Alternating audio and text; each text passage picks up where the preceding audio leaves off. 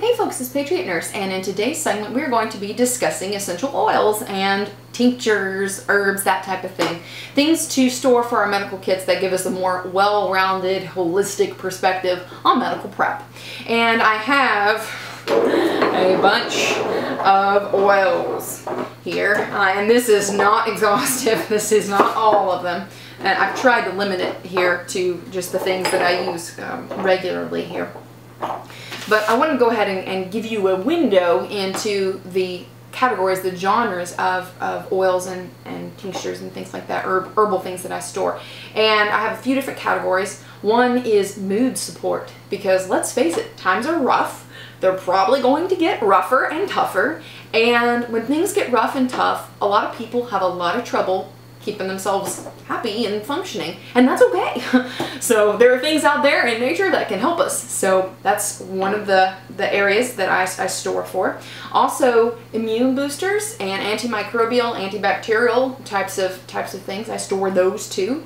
Things to help with respiratory infections and general skincare, bug bite avoidance and treatment, that type of thing. And also general healing. So we'll go ahead and charge forth into the mood, the upper segment here. Now, the things that I've stored here, I just have a few of them, just 3 here. I have lime oil, and I use this a lot actually, that's why it's a little bit stained. But the lime oil it's an uplifting scent, as well as the geranium here. I use geranium and also rose geranium, but rose will work too. And let's evaluate something here just for a minute from an aromatherapy or an oils, like a scent standpoint.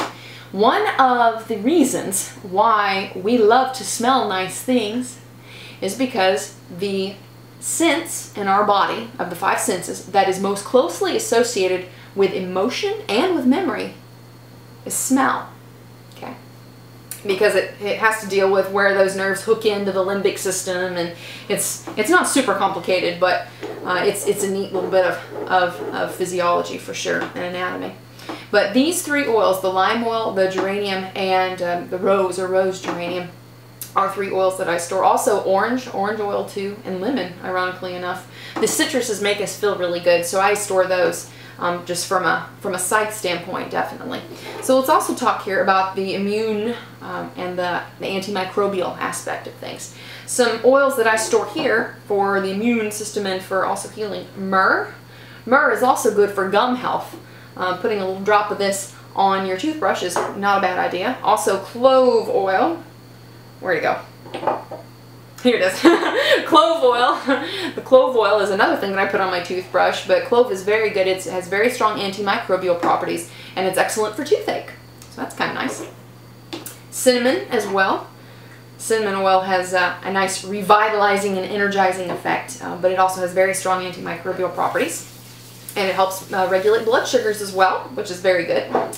And over here, let me segue here into the respiratory and immune boosting type of things here. Oil of oregano. Oil of oregano is a wonderful little oil. I actually use it as a more frontline treatment for upper respiratory infections. Before I jump straight on the antibiotic bandwagon, I really like to try and use this because it does have very strong antimicrobial properties to it.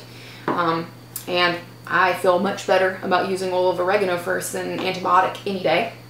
Also, eucalyptus oil is really nice to kind of help open your passages and clear the way for you from an aroma standpoint. Definitely putting a few drops of it in a vaporizer, or putting it in a hot pot and putting a towel over your head and breathing in the vapor is a good way to help clear up congestion.